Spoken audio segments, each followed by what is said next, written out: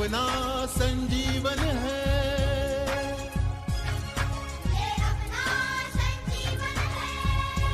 तो online learning में आपका स्वागत है। आज हम हिंदी व्याकरण रचना विभाग में से अनुच्छेद लेखन पढ़ने जा रहे हैं। यह अनुच्छेद हमें कक्षा 5वीं से 10वीं तक के लिए होता ही है। हर एग्जाम में यह सवाल होता है कि किसी भी एक विषय पर अनुच्छेद लिखिए। तो बच्चों, आज हम अनुच्छेद के जो भी कुछ नियम हैं, ध्यान रखने वाली जो भी कुछ चीज़ें हैं, वह अनुच्छेद कितने शब्दों में लिखा जा सकता है और उसमें कौन कौन सी बातें होनी ज़रूरी है, यह आज हम देखने जा रहे हैं। बच्चों, सबसे पहले अनुच्छेद की परिभाषा पढ़ते हैं। अनुच्छेद को ही पैराग्राफ राइटिंग भी कहा जाता है। किसी विषय पर मन में आने वाले भावों और विचारों को 8-10 वाक्यों में लिखना अनुच्छेद लेखन कहलाता है। अनुच्छेद लेखन करते समय कौन कौन सी बातें ध्यान में रखनी है, यह हम विस्तार से आगे पढ़ने वाले हैं। अनुच्छेद लिखते समय किन बातों का ध्यान रखना चाहिए, ये देखो। पहला है, अनुच्छेद लेखन के संकेत बिंदु या रूपरेखा अवश्य बनानी चाहिए। उससे पता चलेगा कि अनुच्छेद में क्या क्या संकेत बिंदु है या किस पर आधारित अनुच्छेद लिखा गया है। दूसरा है, विषय से बाहर कुछ भी नहीं लिखना चाहिए। तीसरा है, अनुच्छेद लेखन में अनावश्यक विस्तार से बचे। चौथा है, संकेत बिंदुओं को ध्यान में रखकर ही अनुच्छेद लिखना बहुत जरूरी है। अनुच्छेद लिखने की भाषा शैली सरल, सहज, सजीव, प्रभावशाली व पठनीय होनी चाहिए। वह क्लिष्ट नहीं होनी चाहिए। 6 नंबर देखो, छोटे छोटे वाक्यों का प्रयोग बहुत अच्छा होता है। 7 नंबर, विराम चिन्ह, कॉमा आदि का ध्यान रखना बहुत ज़रूरी है। 8 नंबर, शब्द सीमा 100 से 120 से अधिक नहीं होनी चाहिए। कभी कभी हमें 80 से 100 तक शब्द की मर्यादा भी दी जाती है। तब ध्यान में रखें कि हमारा अनुच्छेद दिए गए मर्यादा के अनुसार, शब्द मर्यादा के अनुसार ही लिखा जाए। हम लिखते समय एक पंक्ति में 8 से 10 शब्द लिख सकते हैं। ऐसे 10 शब्दों वाली 10 पंक्तियां भी हम अनुच्छेद में लिख सकते हैं। इसका पूरा ध्यान आपको रखना जरूरी है। चलो बच्चों, देखते हैं अनुच्छेद लेखन कैसे होता है। निम्नलिखित विषयों पर 100 से 120 शब्दों में अनुच्छेद लिखिए। पहला अनुच्छेद है राष्ट्रपिता महात्मा गांधी जी। दूसरा है अभ्यास का महत्व। तीसरा है कोरोना एक महामारी। आपको तो परीक्षा में हमेशा एक ही विषय पर अनुच्छेद लिखने के लिए आता है।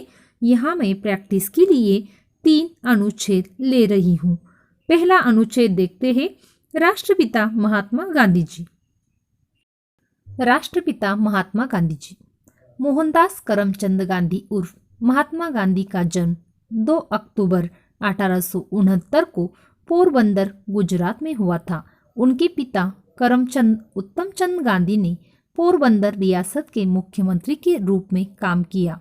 महात्मा गांधी ने अपनी स्कूली शिक्षा गुजरात के अल्फ्रेड हाई स्कूल में की और लंदन विश्वविद्यालय से कानून की पढ़ाई की। महात्मा गांधी जी ने 1883 में कस्तूरबा गांधी से शादी की। वे अपने पहले बच्चे हरिलाल के जन्म के बाद 1988 में कानून का अध्ययन करने के लिए इंग्लैंड चले गए। उन्होंने कानून की डिग्री हासिल की। हालांकि उन्हें जल्द ही पता चला कि यह जीवन में उनका उद्देश्य नहीं था। उन्होंने अपना पेशा छोड़ दिया और स्वतंत्रता संग्राम में शामिल हो गए। उन्होंने कई भारतीयों को अंग्रेजों से लड़ने के लिए अहिंसा के मार्ग पर चलने के लिए प्रेरित किया। अंततः 1947 में अंग्रेजों को देश से बाहर निकाल दिया गया और महात्मा गांधी ने उसी में एक बड़ी भूमिका निभाई। दुर्भाग्य से हमने 30 जनवरी 1948 को गांधी जी को खो दिया। नथुराम गोडसे ने उनके सीने में 3 गोलियां दागी और उन्होंने आत्मसमर्पण कर दिया। दूसरा अनुच्छेद है अभ्यास का महत्व। यदि निरंतर अभ्यास किया जाए तो किसी भी कठिन कार्य को किया जा सकता है। ईश्वर ने सभी मनुष्यों को बुद्धि दी है। उस बुद्धि का इस्तेमाल तथा अभ्यास करके मनुष्य कुछ भी सीख सकता है। अर्जुन तथा एकलव्य ने निरंतर अभ्यास करके धनुर्विद्या में निपुणता प्राप्त की।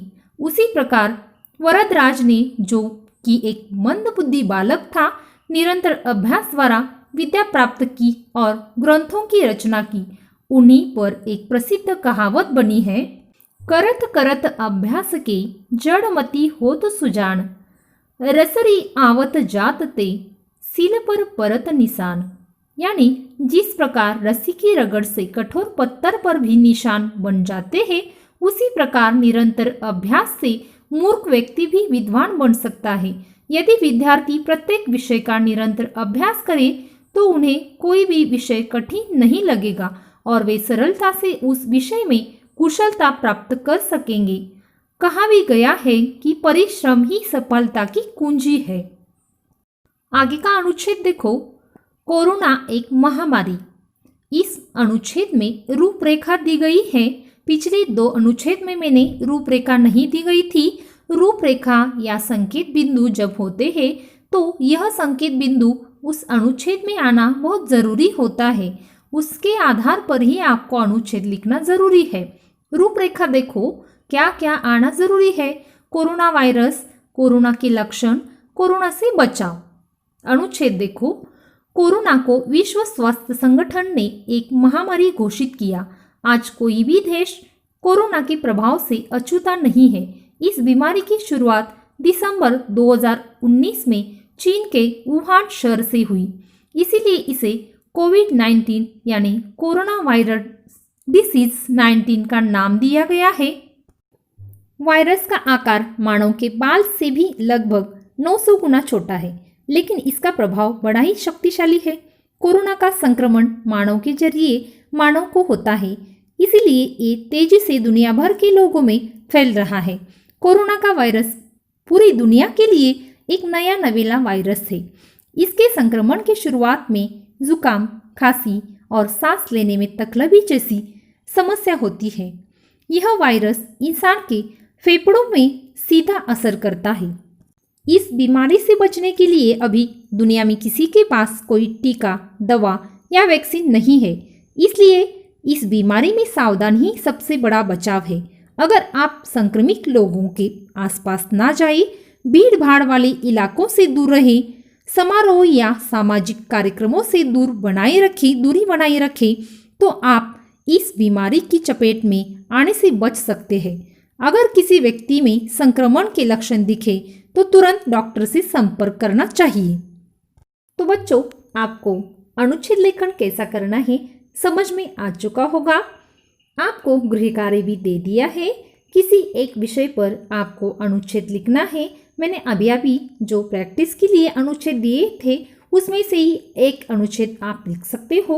बहुत अच्छी तरह से वीडियो देखो, समझ लो, अनुच्छेद के जो नियम है वो समझ लो, उसके जो नियमावली दी है उसके अनुसार आप अनुच्छेद लिखने का प्रयास कीजिए। आपको परीक्षा में बहुत आसानी से अनुच्छेद लिखना आ जाएगा। धन्यवाद।